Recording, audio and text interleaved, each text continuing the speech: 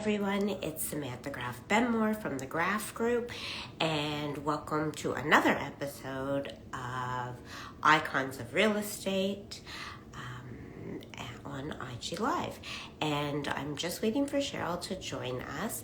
Today, Cheryl and I are going to discuss millennials.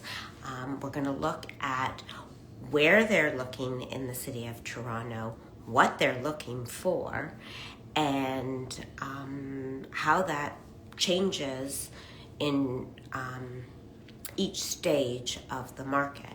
So I'm just going to wait for Cheryl here. I believe she is trying to join, and my message says that we are telling people that I have started this video. So there we go, view request.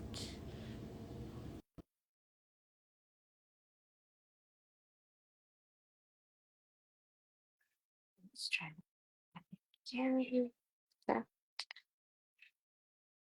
we go. Okay. Hello. Hi there. Okay. How are you? Good. How are you? Do this. Pardon? Oh, okay. I was trying to adjust the camera. So it's good. Okay. Okay, so I have introduced our topic of millennials, about where in the city of Toronto they're going to, what they're looking for, and how that affects the marketplace. So let's start with, I'm going to have you share a Okay. little and I'll pipe in. First, let's just address the areas that they're looking in. Okay. There's different areas in the city. There's Roncesvalles, King West, Queen West, Liberty Village, and Leslieville Leslieville. and Right. Yorkville. And And Yorkville Yorkville. starting a bit, depending on price range, of course. It's all according to affordability. But I think what we have to do is say that the age range is from 28 to 43. Those who were born between 1981 to 1996. That's the Sheesh. When millennials. I did my homework you on this one. started Yeah, your career in real estate at the first year of the millennial declaration, basically, of that's that right. window. 1981. That's right. So let's start with Roncesvalles Village because it is in the West End, Mhm. roughly between like High Park to the north, um, and then Queen Street West area to the And that south. And basically also encompasses, just so people wondering, like we're sort of also going to combine in there the Junction area because that's another very popular area. And you'll see after we sort of discuss the different areas why we're going to kind of go to why they're moving there and how it differs from something like a very old school traditional Yorkville address, let's say.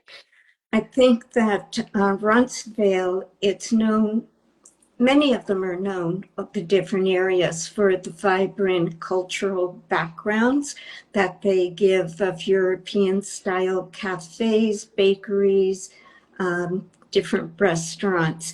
It's very Basically, charming. yeah, there's more of a feel in that area that's like charming and quaint and more neighborhood. And like if you actually physically you look at it, they have more mature trees than they do at, like, let's say Young and Eglinton is like a concrete area basically. Right. Same with like Young and King Street, all that. It's very concrete. You don't get that neighborhood feeling, yet you still have, like Cheryl mentioned, the restaurants and the little boutique shops and everything.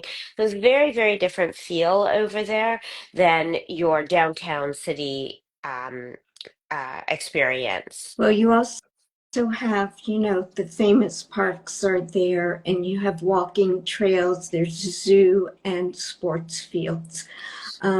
It was originally, it started off predominantly as a Polish area, but it's become more diverse. There's a lot of Um, with, bakeries there for yeah, a that. lot of bakeries. but a lot of it, as we'll find in the different areas we mentioned, there's young professionals, families, and even retired people. So it's interesting. Then we go a little bit to the west, being King West. Sam, you're familiar with King Hmm. West, so maybe you want to speak about that a Yeah, little bit. so many people like to live where they're going out. That's one way to sort of put it. The other thing is that though you do have to keep in mind, and sometimes what is a turn off at times is that they do typically want to be on the subway line. Now, that being said, Uber is just a way of life. Like, I don't even think have them use the subway the way we used to. Uber is a bigger thing. Walking is a bigger thing than ever. Bicycle lanes, bigger thing.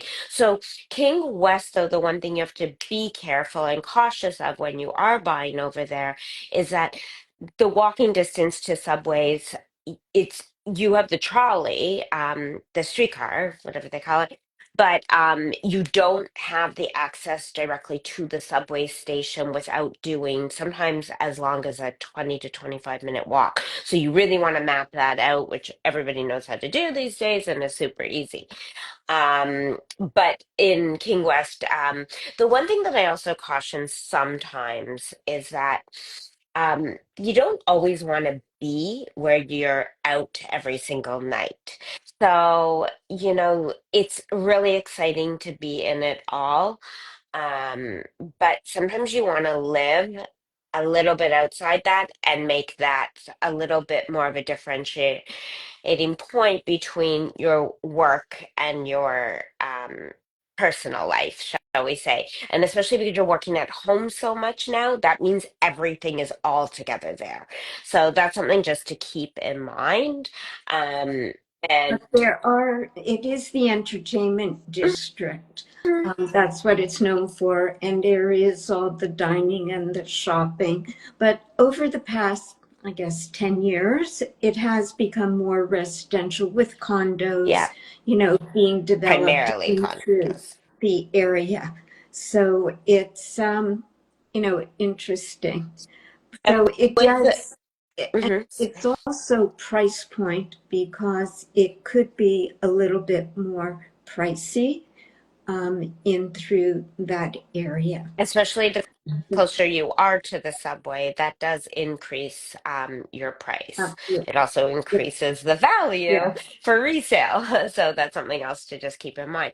The other areas is that because King West got so popular over the years, a lot of push went to the east side. And when I say east and west, we're really just using Young Street as our divider, just so people are aware of what we're sort of referring to.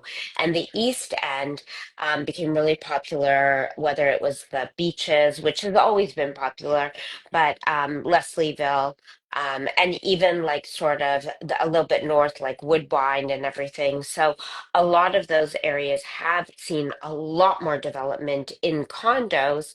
And again, that area has a different feel, a little more similar to the Roncesvalles feel, where it's a little bit more residential, even though you have your main streets and all your shops and boutiques and everything like that, and restaurants and nightlife is actually really picking up over there. And if you ever need any great restaurants or bars, I definitely have those also. But it's also, Leslieville is a bit more affordable Yes. compared to downtown, but it has everything. It still has all the restaurants, the shopping, and everything. And the prices, like I say, are not as expensive like they are in King West. The other But thing you it's have to keep in more mind is the commute. So yeah, and that's why the prices are a little more affordable because the subway doesn't go there as easily as it can go the other way.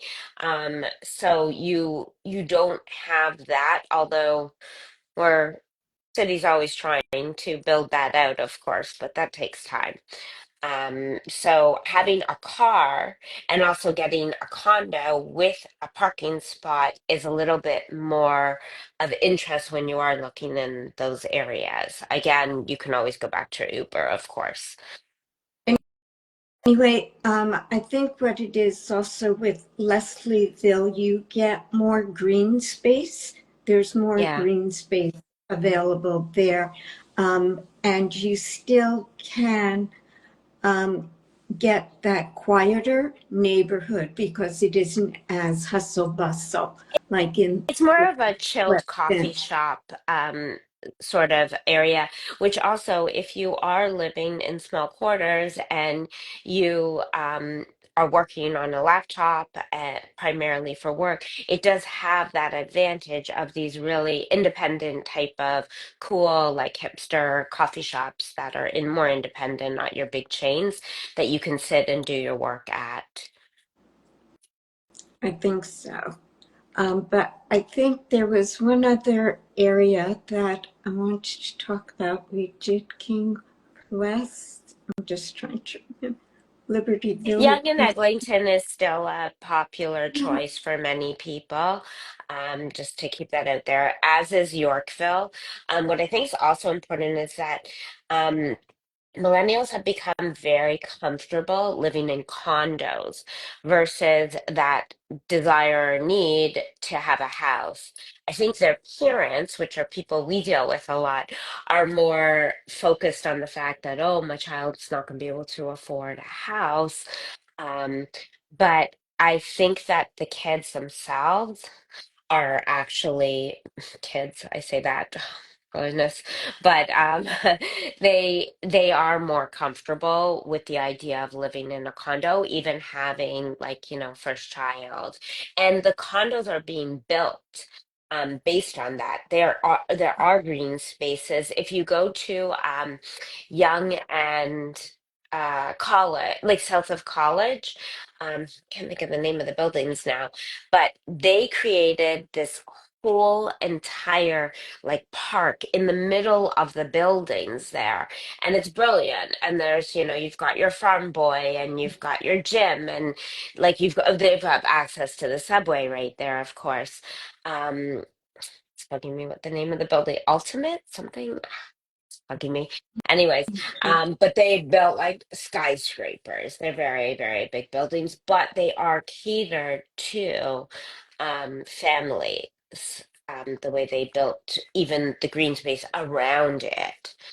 Um, But I and think Yorkville, I think also, I still want to just say that, especially when parents are helping, which most is the case, you know, a lot of the parents, who are able to help, want to keep their kids closer to them. They don't really want them in these areas east and west because, let's be real, um, especially it's if they're time at the to stage get of there. being married, that they might have grandchildren or they're planning on the grandchildren.